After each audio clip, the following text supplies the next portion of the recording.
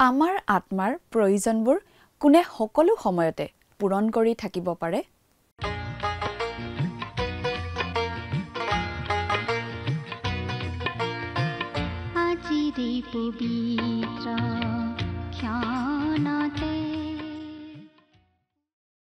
নমস্কাৰ, আমাৰ ভক্তিবচন অনুষ্ঠানলৈ আপোনাক স্বাগতম জনাইছোঁ। খ্ৰীষ্টীয় বিশ্বাসী লোকসকলৰ বাবে বিশেষভাৱে প্ৰস্তুত কৰা এই ভক্তিবচন অনুষ্ঠানটো হৈছে বাইবেল অধ্যয়নৰ ধাৰাবাহিক অসমীয়া অনুষ্ঠান। বাইবেলৰ গোটেই ৬৬খন পুস্তকৰে আমি ইয়াত অধ্যয়ন কৰিম। এই অনুষ্ঠানটো নিয়মিতভাৱে শুনি থাকিলে আমাৰ দৰ্শকসকলে গোটেইখন বাইবেল চোৱাৰ আৰু বুজি পোৱাৰ এটা সুযোগ পাব।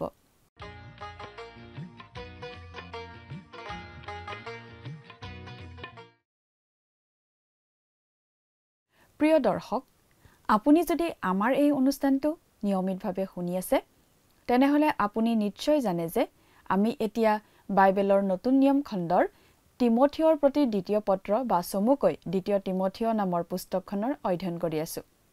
যোৱা অনুষ্ঠানত আমি এই দ্বিতীয় তিমথিয় পুস্তকৰ ৪ নম্বৰ অধ্যায়ৰ ১ নম্বৰ পদৰ পৰা ৮ নম্বৰ পদলৈকে পঢ়ি তাৰ ভিত্তিত আগবঢ়োৱা আলোচনা শুনিবলৈ পালোঁ। আজিৰ অনুষ্ঠানত আমি এই দ্বিতীয় তিমথিয় পুস্তকখনৰ ৪ নম্বৰ অধ্যায়ৰ ৯ নম্বৰ পদৰ পৰা ২২ নম্বৰ পদলৈকে পঢ়ি তাৰ ভিত্তিত আগবঢ়োৱা আলোচনা শুনিবলৈ পাম। অৰ্থাৎ আজিৰ অনুষ্ঠানত এই দ্বিতীয় তিমথিয় পুস্তকখনৰ অধ্যয়নৰ সামৰণি পৰিব। আমাৰ পৰৱৰ্তী অনুষ্ঠানত আমি বাইবেলৰ আন এখন পুস্তক অধ্যয়নৰ বাবে ল'ম।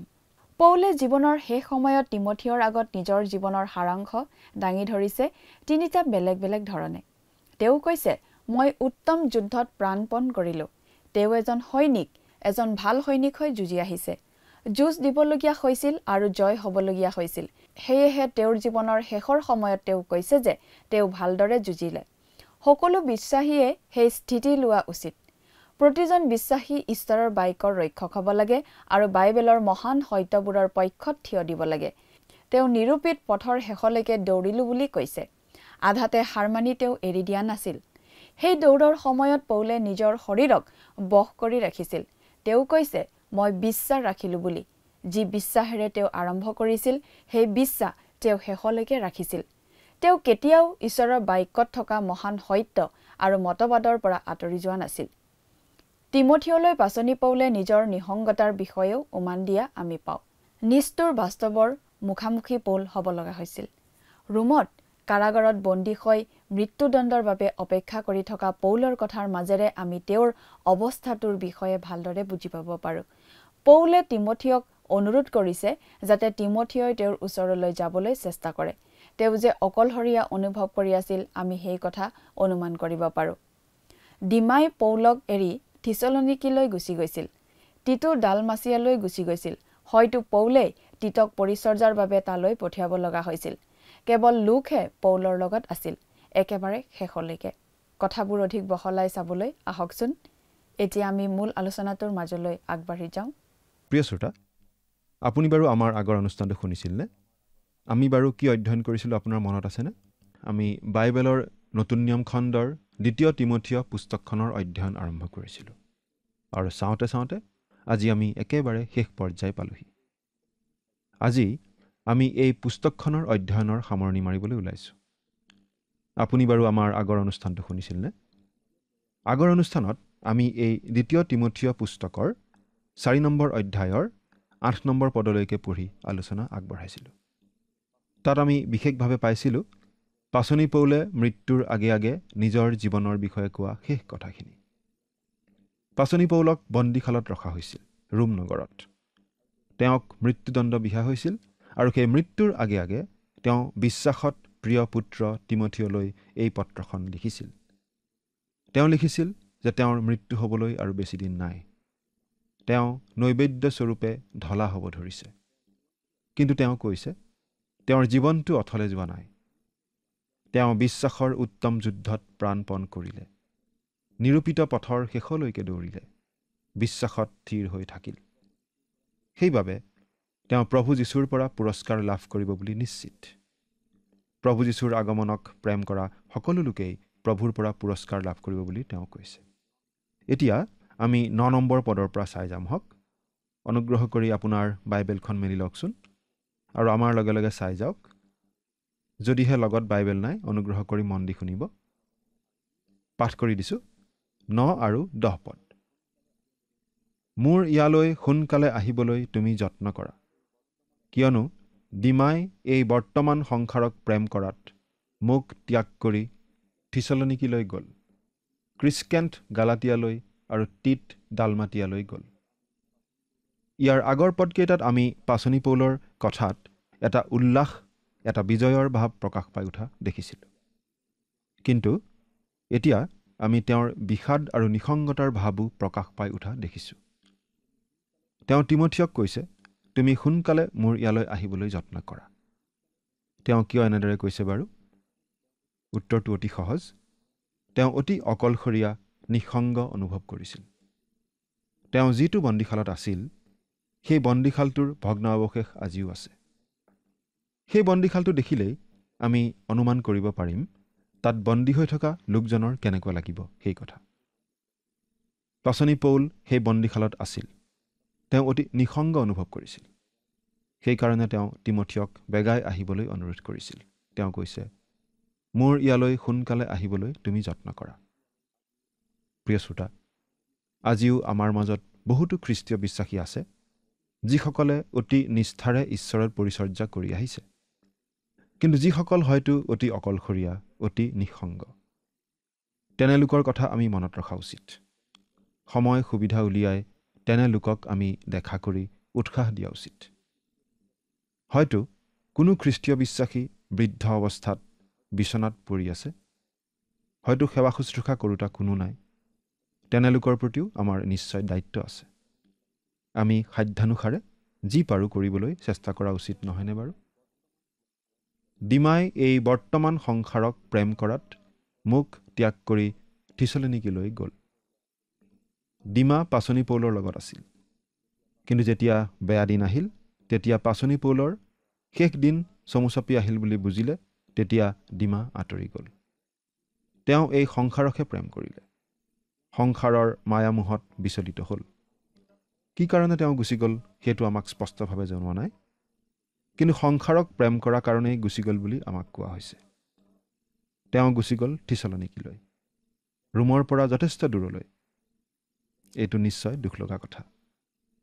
ভাল দিনত সংগ দি বিপদৰ সময়ত এৰি যোৱা বন্ধুৰ কি প্ৰয়োজন? কেৱল ডিমাই নহয়, ক্ৰিস্কেণ্ট গালাতিয়ালৈ গ'ল। কিয় গ'ল আমি ক'ব নোৱাৰোঁ। তেওঁৰ বিষয়ে আমি অধিক কথা নাজানো। সপক্ষে বা বিপক্ষে আমি একো ক'ব নোৱাৰোঁ। তাৰ পাছত টিট ডালমাতিয়ালৈ গ'ল। আন ভাইকেইজনে পৌলক এৰি যোৱাৰ খুব সম্ভৱ কোনো যুক্তিপূৰ্ণ কাৰণ নাছিল, কিন্তু টিট যোৱাৰ নিশ্চয় কাৰণ আছিল। খুব সম্ভৱ পাচনি পৌলেই টিটক তেওঁৰ কিবা পৰিচৰ্যাৰ কামত ডালমাতিয়ালৈ পঠিয়াইছিল। এনেকৈ এজন এজনকৈ তেওঁৰ লগৰ ভাইসকল নোহোৱা হৈছিল। এতিয়া 11 নম্বৰ পদটো পঢ়ি দিছোঁ। কেৱল লোকহে মোৰ লগত আছে। তুমি মাৰ্কক লগত লৈ আহিবা, কিয়নো তেওঁ পৰিচৰ্যা কৰ্মত মোলৈ উপকাৰী। কেৱল লোকহে মোৰ লগত আছে। ডাক্তৰ লোক। তেওঁ পাচনি পৌলৰ সংগে সংগে আছিল। মিছনেৰী যাত্ৰাৰ সময়তো তেওঁ পৌলৰ সংগী হৈছিল। পৌলৰ শেষ দিনলৈকে তেওঁ সংগে সংগে আছিল। তুমি মাৰ্কক লগত লৈ আহিবা। প্ৰিয় শ্ৰোতা, আপোনাৰ বাৰু এটা কথা মনত আছেনে? পৌলে যেতিয়া দ্বিতীয়বাৰ মিছনেৰী যাত্ৰাৰ কাৰণে যাবলৈ ওলাইছিল, তেতিয়া তেওঁ মাৰ্কক লগত নিব খোজা নাছিল। কাৰণ প্ৰথম মিছনেৰী যাত্ৰাৰ সময়ত আধা বাটতে মাৰ্ক উভতি আহিছিল। সেইবাবে পৌলে দ্বিতীয় যাত্ৰাৰ সময়ত মাৰ্কক লগত নিব খোজা নাছিল। কিন্তু মাৰ্কৰ বিষয়ে পৌলৰ ধাৰণা ভুল আছিল। পাছত তেওঁৰ ভুল ভাঙিছিল, আৰু ইয়াত আমি দেখিছোঁ যে পাচনি পৌলে মাৰ্কৰ বিষয়ে খুব ভাল মন্তব্য দিছে। তেওঁ কৈছে, কিয়নো তেওঁ পৰিচৰ্যা কৰ্মত মোলৈ উপকাৰী। পাচনি পৌলে মৃত্যুৰ আগে আগে মাৰ্কৰ বিষয়ে ইমান ভাল মন্তব্য দি যোৱাটো নিশ্চয় আদৰণীয় কথা। তেওঁ এই মন্তব্য নিদিয়া হ'লে আমি মাৰ্কৰ বিষয়ে ভুল ধাৰণা লৈ থাকিলোহেঁতেন। হয়তো প্ৰথম মিছনেৰী যাত্ৰাৰ সময়ত মাৰ্ক কোমল বয়সীয়া থকাৰ কাৰণে অলপ অপৰিণত ব্যৱহাৰ প্ৰকাশ পাইছিল। কিন্তু পাছত তেওঁ প্ৰকৃত স্বৰূপ প্ৰকাশ কৰি তেওঁ যে সঁচাকৈয়ে বিশ্বাসী পৰিচাৰক, সেই কথা প্ৰমাণ কৰিছিল। ইয়াৰ পৰা আমি এটা কথাই বুজো, কোনো মানুহৰ প্ৰতি আমি তৎক্ষণাৎ মন্তব্য নিদি অপেক্ষা কৰা ভাল। অলপ দীঘলীয়া সময়ৰ কাৰণে মানুহক লক্ষ্য কৰি লৈহে মানুহৰ প্ৰতি ধাৰণা কৰা উচিত। এতিয়া 12 আৰু 13 নম্বৰ পদ দুটা পঢ়ি দিছোঁ। তুখিকক ইফিছলৈ পঠালোঁ। ত্ৰোৱা নগৰত মই যি বৰ চোলাটো কাৰ্পৰ হাতত এৰি আহিলোঁ, তুমি আহোঁতে তাক আৰু পুস্তকবোৰ, বিশেষকৈ ছালৰ পুস্তকবোৰ লৈ আহিবা। আলেকজাণ্ডাৰ কঁহাৰে মোৰ বহুত অপকাৰ কৰিলে। তুখিক আচলতে ইফিছত থকা খ্ৰীষ্টীয় মণ্ডলীৰ পালক আছিল। তেওঁৰ সেইটোৱেই পৰিচৰ্যা আছিল। গতিকে তেওঁ নিশ্চয় পাচনি পৌলৰ লগত বেছিদিন থাকিব নোৱাৰে। পৌলে নিজেই তেওঁক ইফিছলৈ পঠিয়াই দিছিল, কাৰণ ইফিচিয়া মণ্ডলীৰ প্ৰতি তুখিকৰ বিশেষ দায়িত্ব আছিল। ইয়াত আমি এটা বিশেষভাৱে মন কৰিবলগীয়া কথা পাওঁ। পৌলে ত্ৰোৱা নগৰত তেওঁৰ বৰ চোলাটো এৰি থৈ আহিছিল আৰু এতিয়া তিমঠিয়ক অনুৰোধ কৰিছে তেওঁ যাতে আহোঁতে লগতে সেই বৰ চোলাটো লৈ আহে। ইয়াত আমি পৌলৰ শাৰীৰিক প্ৰয়োজনীয়তাৰ বিষয়ে উমান পাওঁ। তেওঁ যিটো বন্দীশালত আছিল সেইটো খুব ঠাণ্ডা আছিল। পৌলে জাৰত নিশ্চয় খুব কষ্ট পাইছিল। সেইকাৰণেই তেওঁ বৰ চোলাটো বিচাৰিছিল। আৰু পুস্তকবোৰ, বিশেষকৈ ছালৰ পুস্তকবোৰ লৈ আহিবা। বন্দীশালত পৌলে নিশ্চয় খুব অকলশৰীয়া অনুভৱ কৰিছিল। সময় কটাবলৈ তেওঁ কিতাপ পঢ়িব খুজিছিল। সেইবাবে তেওঁ তিমঠিয়ক কিতাপবোৰ লৈ আহিব কৈছিল। চোলাটো আছিল তেওঁৰ শৰীৰৰ বাবে আৰু কিতাপবোৰ আছিল তেওঁৰ মনৰ বাবে। আলেকজাণ্ডাৰ কঁহাৰে মোৰ বহুত অপকাৰ কৰিলে। এই লোকজনে পাচনি পৌলৰ কিবা গুৰুতৰ অমংগল সাধিছিল, নহ'লে এই কথাটো তেওঁ উল্লেখ নকৰিলেহেঁতেন। কিন্তু পাচনি পৌলে নিজে সেই অপকাৰ প্ৰতিকাৰ সাধিব খোজা নাই। তেওঁ সকলো প্ৰভুৰ হাতত দিছে। 14 পদত চাওক, তেওঁৰ কৰ্ম অনুসাৰে প্ৰভুৱে তেওঁক প্ৰতিফল দিব। প্ৰভুহে প্ৰতিফল দিওঁতা। সেই কথা পৌলে নিজেও জানিছিল, মানি চলিছিল আৰু আনকো শিকাইছিল। ঈশ্বৰে আলেকজাণ্ডাৰৰ কৰ্মৰ প্ৰতিফল দিবই বুলি পৌলে বিশ্বাস কৰিছিল। এই কথাটো বাৰু পৌলে কিয় তিমঠিয়লৈ লিখিছিল? 15 পদত চাওক, তেওঁলৈ তুমিও সাৱধান হোৱা, কিয়নো তেওঁ অতিশয়ৰূপে আমাৰ বাক্যৰ প্ৰতিৰোধ কৰিছিল।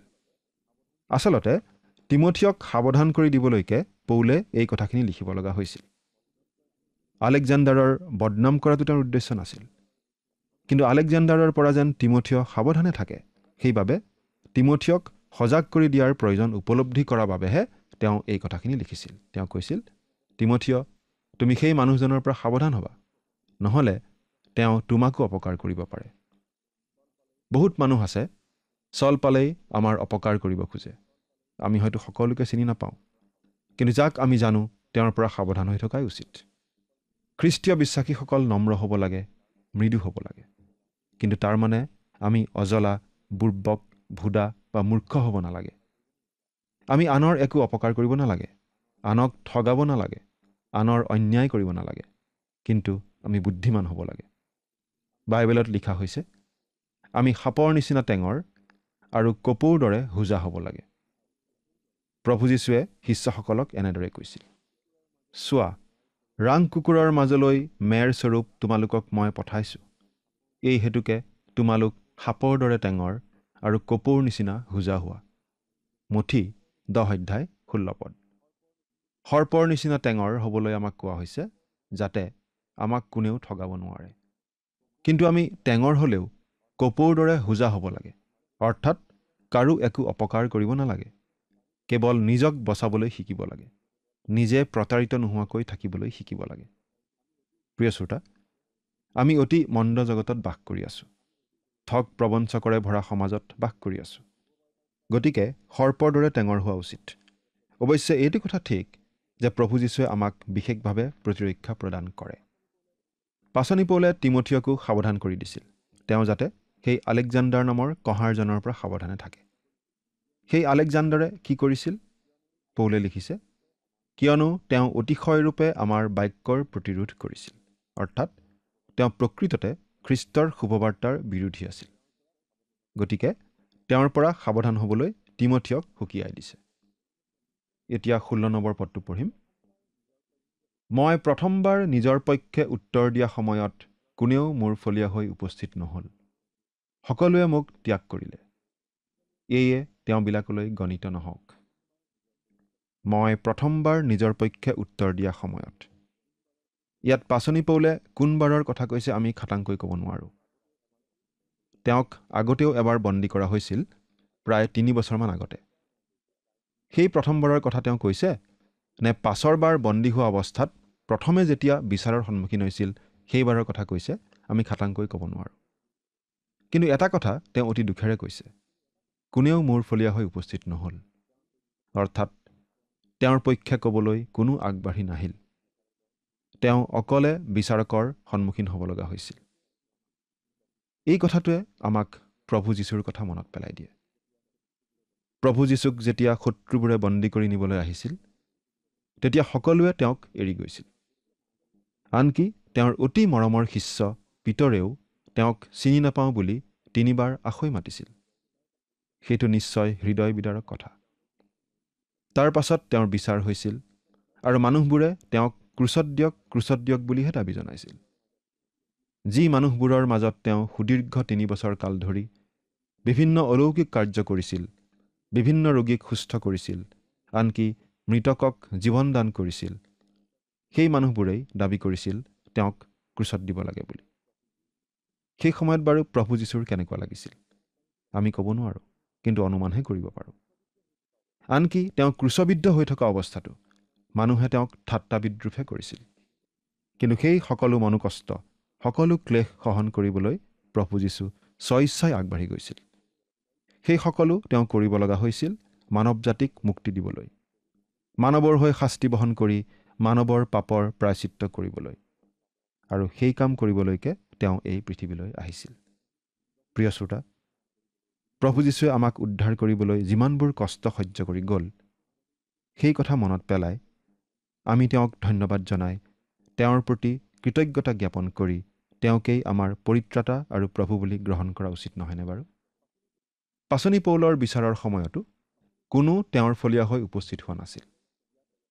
কিন্তু ইয়াতে আমি পাচনি পৌলৰ মহানতাৰ এটা স্পষ্ট চিন দেখা পাওঁ। কাৰণ তেওঁ কৈছে, সকলোৱে মোক ত্যাগ কৰিলে, এয়ে তেওঁবিলাকলৈ গণিত নহওক। অৰ্থাৎ কাৰো প্ৰতি তেওঁৰ কোনো ক্ষোভ নাই, তেওঁ ক্ষমা কৰি দিছে, কোনো তিক্ততাৰ ভাৱ নাই। এতিয়া 17 নম্বৰ পদটো পঢ়িম। কিন্তু মোৰ দ্বাৰাই যেন ঘোষণা কাৰ্য সিদ্ধ হয় আৰু সকলো পৰজাতিয়ে যেন শুনিবলৈ পায়, এইকাৰণে প্ৰভুৱে মোৰ ওচৰত থিয় হৈ মোক বলৱান কৰিলে। তাতে মই সিংহৰ মুখৰ পৰা উদ্ধাৰ পালোঁ। কিন্তু মোৰ দ্বাৰাই যেন ঘোষণা কাৰ্য সিদ্ধ হয় আৰু সকলো পৰজাতিয়ে যেন শুনিবলৈ পায়, এইকাৰণে প্ৰভুৱে মোৰ ওচৰত থিয় হৈ মোক বলৱান কৰিলে। খ্ৰীষ্টীয় বিশ্বাসী লোক আচলতে কেতিয়াও অকলশৰীয়া নহয়।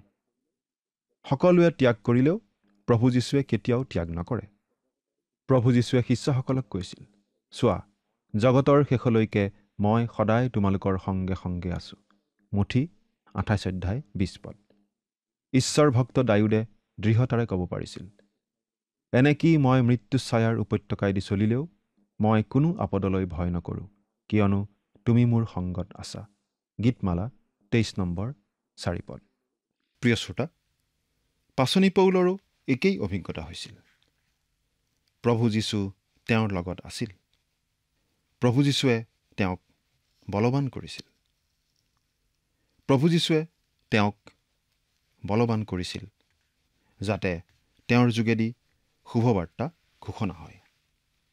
পৰজাতি অৰ্থাৎ অনা যিহুদী লোকসকলৰ আগত শুভবাৰ্তা ঘোষণা কৰিবৰ কাৰণেই পৌলক বিশেষভাৱে নিযুক্ত কৰিছিল প্ৰভু যীশুৱে।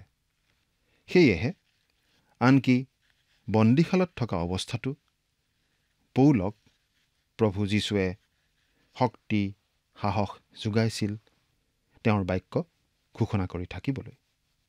আনকি সেই বন্দিত্বৰ মাজেৰেও খ্ৰীষ্টৰ শুভবাৰ্তা বিয়পিহে গৈছিল। পাচনি পৌলে ফিলিপিয়া খ্ৰীষ্টীয় বিশ্বাসীসকললৈ লিখা কথাখিনি আপোনাৰ নিশ্চয় মনত আছে। তথাপি আকৌ এবাৰ পঢ়ি দিব খুজিছোঁ। ফিলিপিয়া 1 নম্বৰ অধ্যায়ৰ 12 পৰা 14 নম্বৰ পদলৈকে আমি এনেদৰে পঢ়িবলৈ পাওঁ। পাঠ কৰি দিছোঁ। হে ভাইবিলাক, তোমালোকে এই কথা জানিবলৈ মই ইচ্ছা কৰোঁ যে মোলৈ যি যি ঘটিল, শুভবাৰ্তাৰ বাধা হওক চাৰি তাৰ বৃদ্ধিৰ অৰ্থেহে সেই সকলো ঘটিল। তাতে মোৰ বন্ধন গোটেই প্ৰিটৰিয়মত আৰু আন সকলোবিলাকৰ আগত খ্ৰীষ্টত প্ৰকাশিত হ'ল। আৰু ভাইবিলাকৰ অধিক ভাগে মোৰ বন্ধন দেখি প্ৰভূত দৃঢ় বিশ্বাস ৰাখি ঈশ্বৰৰ বাক্য নিৰ্ভয়ৰূপে ক'বলৈ অধিক সাহ কৰিছে। এয়া ফিলিপিয়া 1 নম্বৰ অধ্যায়ৰ 12 পৰা 14 নম্বৰ পদলৈকে পাঠ কৰি দিলোঁ। তাতে মই সিংহৰ মুখৰ পৰা উদ্ধাৰ পালোঁ। প্ৰভু যীশুৱে পাচনি পৌলক এনেকুৱা নিশ্চিত বিপদৰ পৰা ৰক্ষা কৰি আছিল। আনকি সিংহৰ মুখৰ পৰাও তেওঁক উদ্ধাৰ কৰিছিল বুলি পাচনি পৌলে ইয়াত লিখিছে। সেই প্ৰথমবাৰ তেওঁ নিশ্চয় মৃত্যুদণ্ডৰ পৰা হাত সাৰিছিল। পৌলৰ শাৰীৰিক প্ৰয়োজন পূৰণ কৰিবলৈ, তেওঁৰ বৰ চোলাটো আনিবলৈ আৰু মানসিক প্ৰয়োজন পূৰণ কৰিবলৈ কিতাপবোৰ আনিবলৈ তেওঁ তিমথিয়ক অনুৰোধ কৰিছিল। আৰু তেওঁৰ আত্মিক প্ৰয়োজন পূৰণ কৰিবলৈ তেওঁ প্ৰভু যীশুৰ ওচৰতেই ভৰসা কৰিছিল। তেওঁৰ সকলো আত্মিক প্ৰয়োজন পূৰণ কৰি আছিল প্ৰভু যীশুৱে নিজে। এতিয়া 18 নম্বৰ পদটো পাঠ কৰি দিম।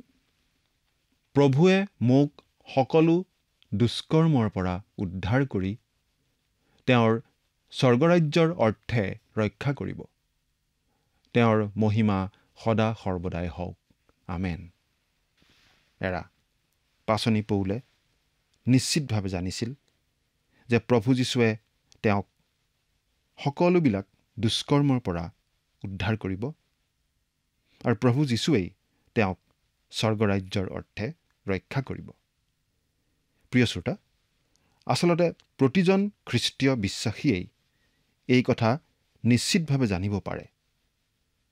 প্ৰভু যীশুৱে কোৱা বাক্যৰ ওপৰত ভৰসা কৰি প্ৰভু যীশুক ত্ৰাণকৰ্তা বুলি গ্ৰহণ কৰা প্ৰতিজন লোকেই পৰিত্ৰাণ লাভ কৰে। এইবুলি বাইবেলত লিখা হৈছে। এই পৰিত্ৰাণৰ নিশ্চয়তা খ্ৰীষ্টীয় বিশ্বাসীজনে এই জীৱনতেই এতিয়াই লাভ কৰিব পাৰে। আপুনি বাৰু প্ৰভু যীশুত বিশ্বাস স্থাপন কৰি পৰিত্ৰাণৰ নিশ্চয়তা লাভ কৰিছেনে? এতিয়া 19 নম্বৰ পদৰ পৰা একেবাৰে 22 নম্বৰ পদলৈকে পাঠ কৰি দিম। তুমি প্ৰিস্কা আৰু আক্কিলাক আৰু অনিচিফৰৰ ঘৰৰবিলাকক মংগলবাদ দিবা। ইৰাষ্ট কৰিন্থত থাকিল, কিন্তু ট্ৰফিম নৰিয়া পৰাত মই তেওঁক মিলিটত থৈ আহিলোঁ। তুমি জাৰকালিৰ আগেয়ে আহিবলৈ যত্ন কৰা। উবুল, পুডেণ্ট আৰু লিন আৰু ক্লৌডিয়া ভনী আৰু সকলো ভাইয়ে তোমাক মংগলবাদ কৰিছে। প্ৰভু তোমাৰ আত্মাৰ লগত থাকক। তোমালোকৰ লগত অনুগ্ৰহ থাকক। এনেদৰেই ঈশ্বৰৰ মহান সেৱক পাচনি পৌলৰ শেষ কথাৰ সামৰণি পৰিছে। প্ৰিয় শ্ৰোতা, পাচনি পৌলৰ এয়া আছিল শেষ কথা। কিন্তু পাচনি পৌলে মৃত্যুৰ পাছত স্বৰ্গলৈ যাব বুলি নিশ্চিতভাৱে ক'ব পাৰিছিল। কিন্তু জীৱনৰ শেষ সময়ত তেওঁ এই বুলিও ক'ব পাৰিছিল যে তেওঁ নিজৰ দায়িত্ব ঠিকমতে পালন কৰিলে আৰু প্ৰভু যীশুৰ পৰা তেওঁ পুৰস্কাৰ লাভ কৰিব। এয়েই হৈছে সফল খ্ৰীষ্টীয় জীৱন। আপুনি বাৰু পাচনি পৌলৰ সুৰত সুৰ মিলাই ক'ব পাৰিবনে যে আপুনি সৰগলৈ যাবই? যদিহে প্ৰভু যীশুক আপুনি ইতিমধ্যেই আপোনাৰ হৃদয়ত ঠাই দিছে, তেন্তে নিশ্চয় ক'ব পাৰিব। কিন্তু আপুনি বাৰু পুৰস্কাৰ পাম বুলি খাটাংকৈ ক'ব পাৰেনে? পাচনি পৌলৰ সমান নোৱাৰিলেও আমি যিমান পাৰোঁ সিমান নিষ্ঠাপূৰ্ণভাৱে প্ৰভু যীশুৰ পৰিচৰ্যাত মনোনিৱেশ কৰা উচিত নহয়নে বাৰু? চিন্তা কৰি চাওকচোন। ঈশ্বৰে আপোনাক আশীৰ্বাদ কৰক। আমেন।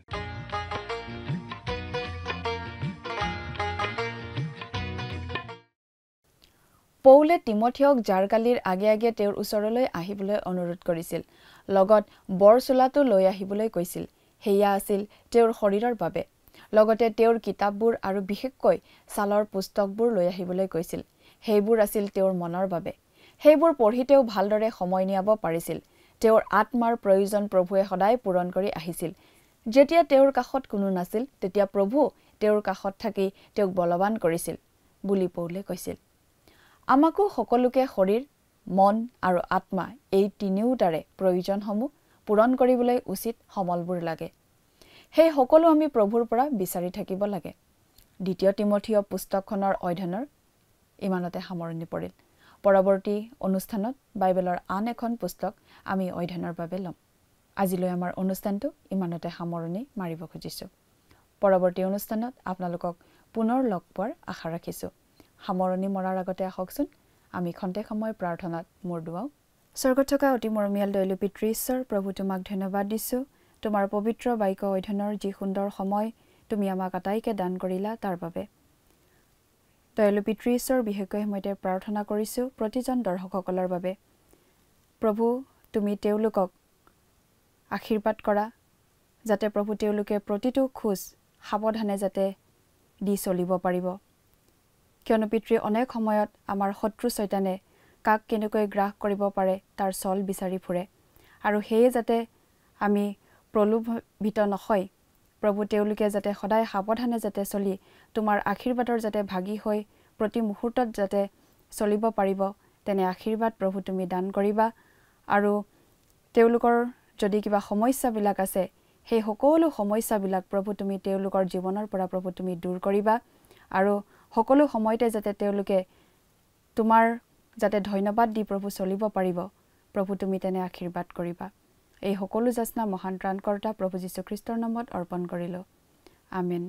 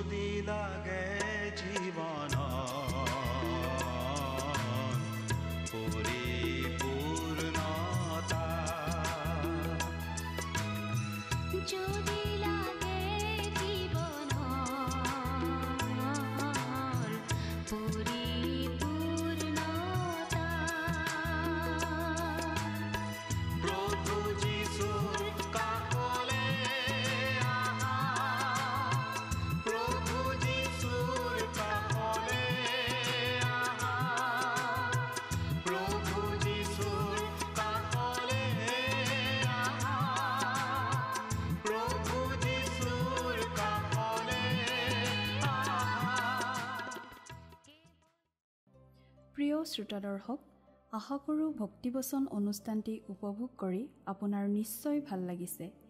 এই বিষয়ে আপোনাৰ মতামত জানিব পাৰিলে আমি নথৈ আনন্দিত হ'ম। আপোনাৰ যদি আমাৰ এই অনুষ্ঠানটি উপভোগ কৰি ভাল লাগিছে, তেন্তে অনুগ্ৰহ কৰি আমালৈ এটি মিছ কল দিয়কচোন। আপোনাৰ এটা মিছ কল আমাৰ বাবে অতি মূল্যৱান। প্ৰতিটো মিছ কল দিয়া সকলৰ মাজৰ পৰা এজন বিশেষ দৰ্শকক বাছি লৈ সপ্তাহৰ শেষত পুৰস্কৃতও কৰা হ'ব।